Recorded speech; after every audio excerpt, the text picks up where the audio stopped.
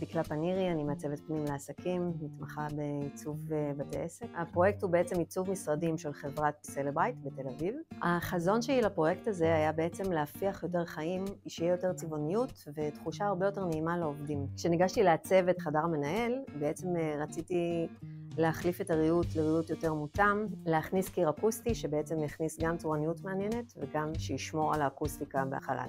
ולכן היה חשוב לי לספק חומר שהוא עם הנחתה אקוסטית גבוהה ושהוא עמיד בפני טביעות אצבעות, כי זה חלל שבאמת עוברים בו הרבה.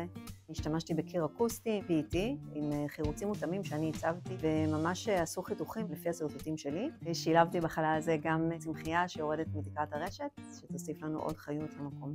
בתאי הטלפון אני גם הכנסתי את החיפוי האקוסטי, שיהיה חומר ירוק שהוא בעצם בריא לבן אדם שיושב בחלל מאוד מאוד קטן, שישמור על השקט באזור הזה.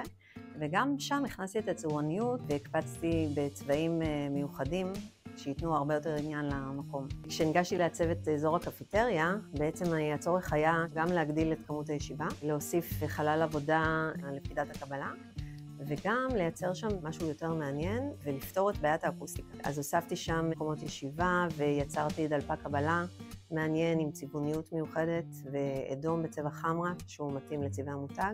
היה חשוב לי לשלב חומר שהוא חומר ירוק באזור האכילה, שלא משחרר רעלים, שלא מכיל דבקים, שלא יכול להתפורר בעתיד, עמיד לקרדית האבק. בחרתי לשלב עריכים מרחפים PET, שבעצם יצרנו אותם בעיגולים בגדלים שונים שמתאימים לטבעות תאורה שנמצאות בחלל, והעיגולים הם בעצם גם חלק שמסמן את הלוגו של סלברייט. גם בחדר הישיבות הכנסתי את ה-PET כחיפוי קיר, וגם שם זה שומר על האקוסטיקה. הכנסתי צורניות מעניינת וגם יצרתי צורה של הכוכב של סלברייט, שזה גם חלק מזהות המותג, וזה מוסיף הרבה חיות למקום.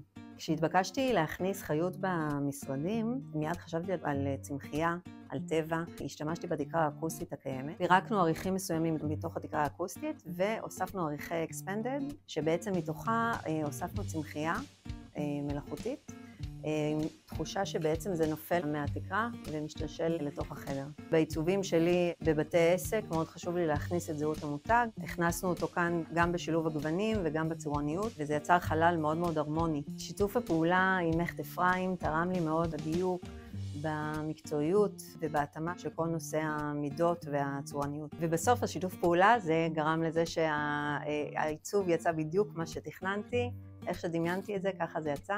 הצורניות של הקירות האקוסטיים שמאוד הוסיפה חיות וצבעוניות לחלל.